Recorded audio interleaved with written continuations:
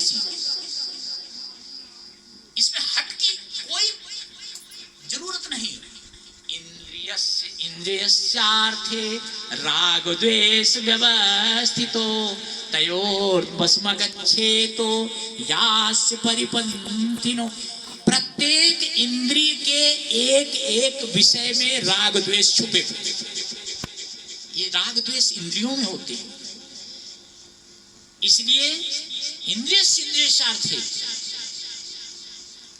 एक एक इंद्रिय के तयोर वशमगच्छेतो यास परिपन्थिनो। इसलिए उनके बस में मत आओ, क्योंकि वो जीवन के सबसे बड़े शत्रु हैं।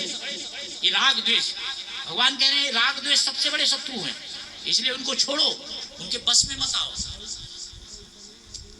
श्रेया स्वधर्मो विगुणः परधर्मात् स्वनुष्ठितात् स्वधर्मे निधनं श्रेयः परधर्मो भयावहः। बहुत अच्छी बात। कितना भी सुंदर गुण युक्त दूसरे के अनुष्ठान में लाए हुए कितना भी सुंदर धर्म क्यों न हो, श्रेयां स्वधर्मो विगुणा पर धर्मात् अनुष्ठिता। अच्छी तरह से अनुष्ठान में लाए हुए दूसरे के गुण रहित धर्म से भी, दूसरे के गुण युक्त धर्म से भी अपना गुण रहित धर्म भी श्रेयस्कर होगा। अच्छा, कोई मछुआरा है, वो उसका पुष्ट मछली का उसका व्यापार है, उसका बेटा अगर वो काम कर रहा है उसको पाप नहीं लगेगा, क्योंकि उसका वो धर्म है। उसका वो कौन सा धर्म है? पुश्तैनी धर्म है। वो मछली बेचने का काम कर रहा है। ऐसे ही भगवान है गुण रहित, लग रहा है कि तो मछली मार काट हिंसा वाला काम है, लेकिन अगर वो माला जपने शुरू हो जाए, बाकी दूसरा काम करने लगे, जैसे किसान है खेती करना बंद करके और माला ले ले, तो किसान का धर्म ये माला जपना नहीं है। माला जपना उसका धर्म नहीं है। माला जपना जिसका धर्म है वो माला जपना, खेती करना जिसका धर्म है वो खेती करे, क्योंकि भगवान ने कहा है चातुर्वर्ण्यं मया सृष्टं गुण कर्म विभाग। भगवान ने ही चारों वर्णों को बांट दिया, तो इसलिए जो जिसका धर्म है वही काम करे। तो भगवान कह रहे हैं कि श्रेया स्वधर्मो विगुणः परधर्मात् स्वनुष्ठिता स्वधर्मे निधनं श्रेयः। अगर अपने धर्म के आचरण को करते हुए मृत्यु भी आ जाए तो भी वो श्रेयस्कर होती है। और परम धर्मो भयावह, और दूसरा का जो धर्म है वो भय को देने वाला होता है, उससे आदमी का कल्याण नहीं होता। अर्जुन यहाँ पे एक प्रश्न करते हैं भगवान से, अथ केन प्रयुक्तोऽयं पापं चरति पूरुषः अनिच्छन्नपि वाष्णेय बलादि विनियोजितः। भगवान से कह रहे हैं अथ केन प्रयुक्तोऽयं पापं चरति। मनुष्य किससे प्रेरित होकर के पाप कर्म करता है? अनिच्छन्न, ना चाहते हुए भी, जैसे कोई बलपूर्वक उसको ले जा रहा है, ढकेल रहा है, ऐसे ना चाहते हुए भी किससे प्रेरित होकर के मनुष्य पाप का आचरण करता है? प्रभु आप ये बताओ। जैसे नहीं, कभी कभी बहुत आदमी जानता है कि झूठ बोलना पाप है, लेकिन फिर भी झूठ बोलता है, भूल जाता है उस समय ये बात उसको अंदर से। कोई प्रेरित किया ना जबरदस्ती झूठ की और उसको। भगवान कह रहे हैं किस, ये अर्जुन पूछ रहा है कि ये किससे? तब भगवान उत्तर दे रहे हैं, कामेश क्रोधेश रजोगुण समुद्भव महासनो महापाप्मा विद्येनमिह वैर। भगवान कह रहे हैं अर्जुन, काम और क्रोध, काम एस क्रोध एस, ये रजोगुण से उत्पन्न होते हैं। महासनो, ये अत्यधिक पापी, सबसे ज्यादा पाप। महासनो महापाप्मा विद्येनमिह, इसी को तुम वैरी सही, ये सबसे बड़ी वैरी।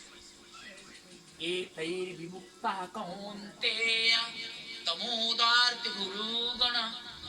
हे अर्जुन, इन काम क्रोध से मुक्त, विमुक्ता कौन? तमोदार्थ में आचरत्यात्मना श्रेयः ततो यान्ति पराम।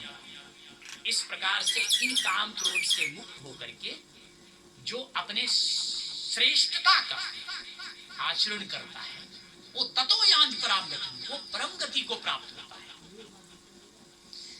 आवृतम, यहाँ पे एक और बात कह रहे हैं, भगवान कह रहे हैं धूमेनावृतो वह्निं यथादर्शो मलेन च तथा उल्बेनावृतो गर्भः तथा तेनिदमावृतम्। जिस प्रकार से धुएं से अग्नि ढकी होती है, धूमेनावृतो वह्निं यथादर्शो मलेन च, धूल से दर्पण ढका होता है, जेर से गर्भ ढका होता है, ऐसे ही ये काम के द्वारा हमारा ज्ञान ढक जाता है। ये पापी काम इतना बलवान होता है, हमारे ज्ञान को ढांक देता है। आवृतम ज्ञान में तेना ज्ञानिनो नित्य वैरिण काम रूपेण कौन्तेय दुष्पूरेण अनिलेन च। दुष्पूरेण अग्नि कभी तृप्त होती है क्या? अग्नि में आप कितना भी झोंकते जाओ, कभी अग्नि कहेगी भैया अब मैं तृप्त हो गया, अब लकड़ी में जला नहीं पाऊंगा, कभी नहीं तृप्त होगी। ऐसे कह रहे हैं कि जिस तरह से अग्नि कभी अतृप्त रहती है, हमेशा अग्नि कभी तृप्त नहीं होती, दुष्पूरेण अनिलेन च, वैसे ज्ञानियों का भी ज्ञान ढका रहता है। आवृतम ज्ञान में तेना ज्ञानिनो नित्य वैरिणा, नित्य वैरी काम के द्वारा ऐसे ही ज्ञानियों का भी ज्ञान ढका रहता है। इंद्रियाणि मनोबुद्धि अस्य अधिष्ठानम उच्यते, और उसका स्थान कहाँ पे है? इंद्रिय मन और बुद्धि, उस काम के स्थान कहाँ पे? वो काम कहाँ रहता है? इंद्रियों में, मन में, बुद्धि। एतैर्विमोहत्येषा ज्ञान्याम आवृत देहिना, इसी से मोहित जीवात्मा को, ये मन बुद्धि है, यही इसी से जीवात्मा को मोहित करके ये देही में, जैसे देखिए जीवात्मा, एक बात और बताइए, जीवात्मा जो है निराकार है। अभी जितनी सारे गुण बताया गया वो परमात्मा के युक्त है, परमात्मा के योग्य, लेकिन उसने शरीर को अपना मान के लिया है, इसलिए शरीर में उसका संबंध बन गया है, इसलिए वो शरीर को अपना मान रही है, जबकि जीवात्मा तो परमात्मा ही है, ये बंध गई है।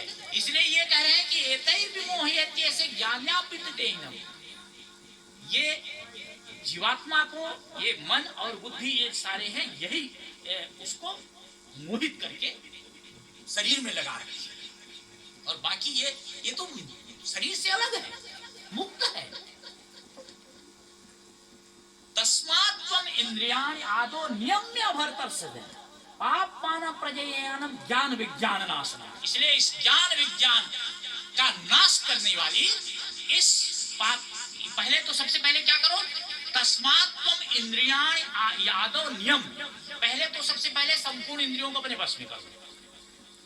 इसलिए पापमानम प्रजयनम ज्ञान विज्ञान का नाश करने वाले पापी इस काम को मार डालो, काम को समाप्त कर दो, निष्काम हो जाओ। कर्म योग में सबसे बड़ा ये है, कामना आसक्ति, इसको छोड़ना है, निष्काम होना है। इंद्रियाणि पराणि आहु इंद्रियेभ्यम परम मनसस्तु परम बुद्धे, ये बुद्धे पर तस्तु। इंद्रियां जो है श्रेष्ठ मानी जाती है, शरीर से श्रेष्ठ इंद्रियां, इंद्रियों से श्रेष्ठ इंद्रियेभ्यम परम मन, मन से श्रेष्ठ बुद्धि है, और बुद्धि से श्रेष्ठ आत्मा है। और एवं बुद्धे परम बुद्ध्या संस्तभ्य आत्मानम आत्मना जहि सत्युम महाबाहो काम रूपम दुरासनम। एवं बुद्धे परम बुद्धा संस्तभ्य आत्मानम आत्मना जहि शत्रुम महाबाहो काम रूपम दुरास। अंत में भगवान ने अर्जुन को आदेश देते हैं कि एवं बुद्धि परम बुद्धा, इस प्रकार से आत्मा को बुद्धि से भी पर, बुद्धि से भी श्रेष्ठ जाने। एवं बुद्धि पुनः संस्तभ्य आत्मानम, अपने आप से अपने आप को बस में करो, अंतःकरण को बस में करो, और बस में करके जय सत्युम महाबाहो का इस काम रूपी दुर्जय, जिसको कोई जीत नहीं सकता, दुर्जय काम को मार डालो, काम को समाप्त कर दो। इस प्रकार से तीसरा अध्याय समाप्त हुआ कर्मयोग। और अब